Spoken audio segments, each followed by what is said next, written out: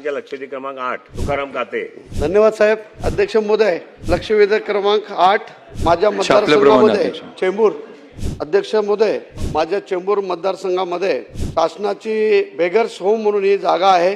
बांधा वापरा हस्तांतर करा या तत्वावरती देण्यात आलेल्या विकासक प्रकल्पाकडे दिलेली आहे. या विकासकाने ज्या महाराष्ट्र शासनाला ज्या बिल्डिंगी बांधायच्या होत्या त्या बांधून दिल्याच नाही.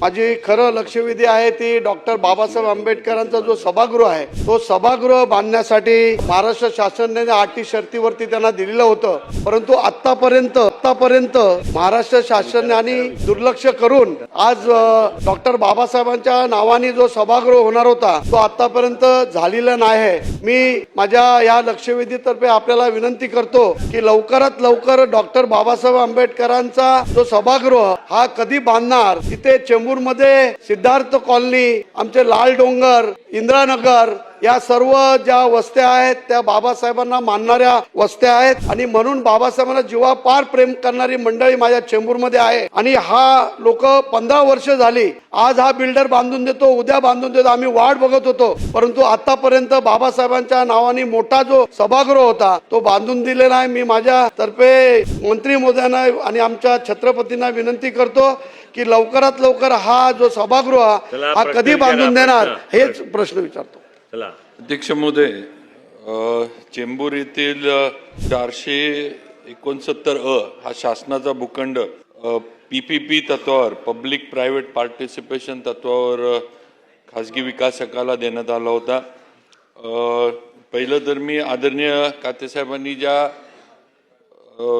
भारतरत्न डॉक्टर बाबासाहेब आंबेडकरांच्या ऑडिटोरियमच्या बद्दल जे केलं त्याबद्दलची माहिती आधी देतो. यामध्ये अध्यक्ष महोदय, या ऑडिटोरियमचं काम हे 48% पूर्ण झालेलं आहे आणि उरलेलं जे काम आहे हे या विकासकाकडनं 31/12 पर्यंत आम्ही काही करून पूर्ण करून घेतोय. कारण हे ऑडिटोरियम जे आहे हे भारतरत्न डॉक्टर बाबासाहेब आंबेडकरांच्या नावानं आणि त्यांच्या तिला साजल असं ही वास्तू उभा करायची आहे आणि त्याचा उल्लेख आदरणीय कातेसाहेबांनी केला की आज हे नुसतं चेंबूर मधल्या नाही तर संपूर्ण महाराष्ट्र आणि देशातल्याच लोकांचं डॉक्टर बाबासाहेब आंबेडकरांवर अपार श्रद्धा आणि निष्ठा आहे. त्यामुळं नक्कीच विभागाची सुद्धा ही जबाबदारी आहे आणि आम्ही लवकर 31/12 पर्यंत हे ऑडिटोरियम पूर्ण करू. त्याचबरोबर ज्या इमारती बद्दल कातेसाहेबांनी उल्लेख केला आहे त्यातल्या 14 इमारती या आपल्याला विकासकांना बांधून द्यायच्या होत्या. त्यापैकी 9 इमारतीचं काम पूर्ण झालेलं आहे आणि पूर्ण झालेल्या इमारतींमध्ये महिला व बालकल्याण विभागाच्या 5 इमारती, समाज कल्याण विभागाच्या 3 इमारती व सार्वजनिक बांधकाम विभागाची 1 इमारत विश्रामगृहाची अशा इमारती पूर्ण झाल्यात. बाकीचं पण हे करतोय, पण प्राधान्यक्रमानं ज्याचा उल्लेख आता आदरणीय कातेसाहेबांनी केला की प्राधान्यक्रमानं भारतरत्न डॉक्टर बाबासाहेब आंबेडकरांचं ऑडिटोरियम हे पूर्ण करून घेतलं जाईल आणि त्याप्रमाणे विकासकाला पण सूचना देण्यात आलेल्या आहेत. माननीय मंत्री महोदय, हे 2008चा कार्यादेश आहे आणि त्याला 42 महिन्याची वेळ होती.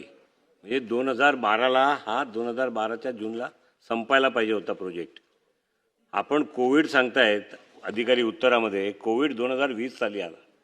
आपण काय कारण म्हणतायत की तिकडे झाडं होती, त्या तिकडे अतिक्रमण होतं, त्या तिकडे नदीच्या रेती उपसाचा वर बंदी टाकण्यात आली होती, इमारतीला शासकीय इमारतीचा अडथळा होता.